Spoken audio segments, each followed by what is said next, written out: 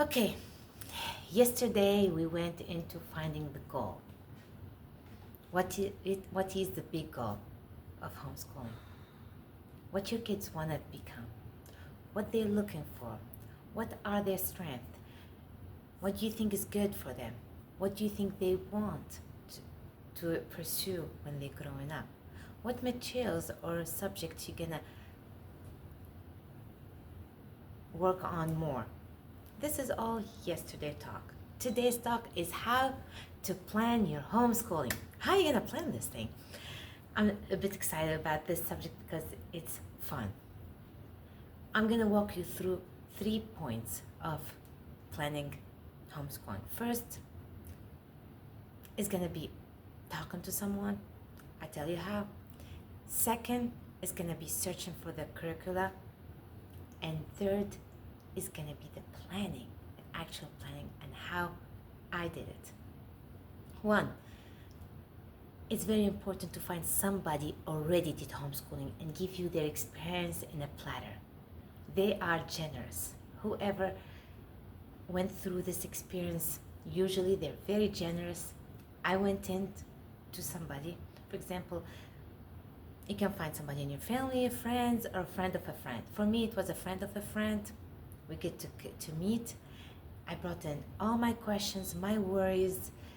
If it doesn't work, what is the difference between homeschooling them with online schooling and homeschooling them as a mom teaching? Which best? What do you think is more successful? And you're gonna find somebody who succeeded in homeschooling to be very generous with their information and loving giving you everything you need to know about homeschooling. One, ask someone.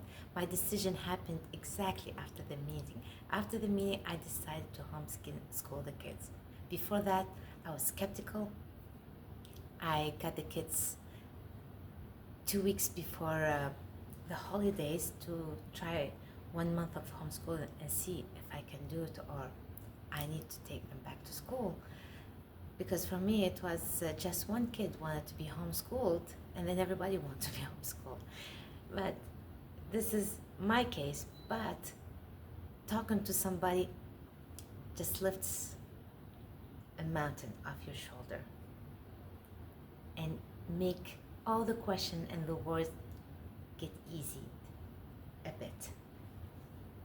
After you spoke to somebody and you collected all the information, asked about all the worries and everything, you go to find the curricula. You're gonna search many curricula for each subject, and then when you find the best curriculum in each subject, or 2 curricula in each subject, maybe you're gonna like 2 curricula instead of 1 curriculum. You're gonna like 2 and you wanna try both of them. That's fine. After you search and you collect all the data and you did your homework, you looked at reviews, there are many homeschool moms sharing everything you need about each curriculum. They share everything. Means they put all the curricula they're using for their homeschooling and they review each one. Means you can find all the information, take notes, and see what it looks like, your lifestyle, it looks like what you want to do, and try. There's something you're gonna do. You're gonna plan your curricula, you're gonna do them, means apply them, check and adjust. Plan, do, check, adjust. Plan, do, check, adjust. You're gonna do this a couple times with each subject. Now let's look. You're gonna collect the data. You're going to choose the curriculum and you're gonna take a sample. Most companies offer a sample. You print the sample, you try it for a week or 2. If you like it, you purchase the entire program. If you don't, you find something else. You try another one. I tried that and I liked it so much. Then you're gonna evaluate the trial. What worked, what did not work? What do you want different? You have to know what you want different in order to look into another curriculum in that same subject. After that, if you like the curricula, you go with them. If you don't, you change. This is how you find your curricula or find curriculum for each subject. Now we go into planning. After you eased the pressure of homeschooling idea, after you found the curricula, now you're going to say, how I'm going to put all of this into homeschooling. This is where it comes the goal. The goal, for example, I'm going to work all of this in one example, and from the example you will understand how you can apply this example with many grades or many kids. For example, you have a kid, in 3 years they need to pass their SAT. In 3 years they need to pass their SAT, and within these 3 years you want them to get ready for the SAT, and maybe with a couple AP, advanced placement courses. And you do plan all of that. For example, your kid wants to go into science. You do biology, chemistry, some AP like that. You prepare your kids. You know what it takes to be in that point. It takes to be ready. Algebra 1, Algebra 2, language arts, you need to be capable to write a perfect essay. You're gonna find all the program necessary for that essay. You can enroll them straight to SAP program if you want. And the AP classes, what they need, what materials they need, and what they need to study within that 2 years or 3 year period. Then you dissect that into 2 years chunks with the help of your state goals. For example, every state have its goals for the year. You look at that and you be always ahead. You do that and you do more. Always you do more what is required, because they give you the minimum, and the kids in homeschooling, they're capable to do more because the time is more efficient in homeschooling than in class. In class, the teacher has to teach everybody, has to explain to everybody. But when you have a few number of students, it's much easier to explain to each child and get them advanced at a higher pace. This is important to go and know what it takes for your child to get to their SAP. From there, what we're gonna do? You do it in chunks. We're gonna set chunks of years. You went to see the state requirement and you saw the program of that grade, and you're gonna do that and more.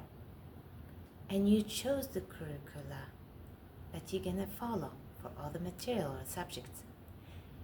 Now the planning is easier.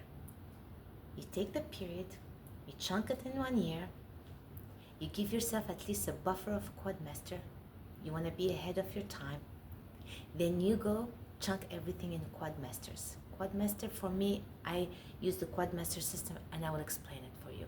You can use a trimester, you can use any system. And then I chunk it more to a month goal, and then a weekly goal. From the weekly goal, you can create how you're gonna use these programs within a week. And you're gonna create a plan, each subject, how you're gonna teach it throughout the week. Some subjects needs to be taught every day, some subject twice a week, some 3 times a week. Some you have to teach theory, then practice. It depends which subject it is. You're gonna just put it in 1 week chunk.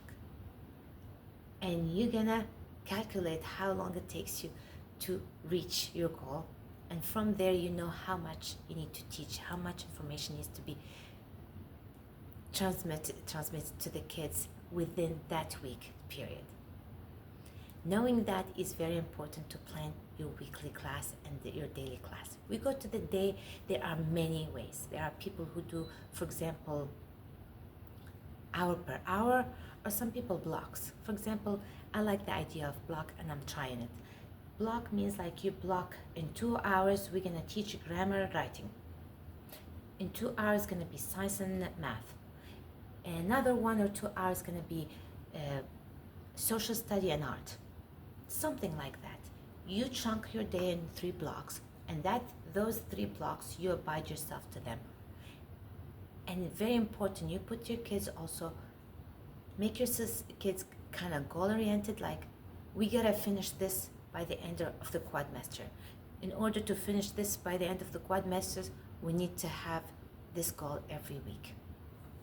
And that makes it so easy. It's not gonna be perfect the first couple months because you're gonna plan, do, check, adjust. You're gonna do this cycle couple times. Plan, do, check, adjust. Plan, do, check, adjust. Plan, do, check, adjust. It's gonna be a couple times till you find yourself getting in control of the situation. In the beginning, it's gonna be a mess. Then it's gonna get better. And then it's gonna get better. Then it's gonna get better. Then it's gonna be more efficient. Then you're gonna create a system. And that's where you find yourself succeeding in homeschool. When you have a determined system that you can achieve your goals, you can see your goals, and you can have everybody see where they're going, and you'll be able to track your progress.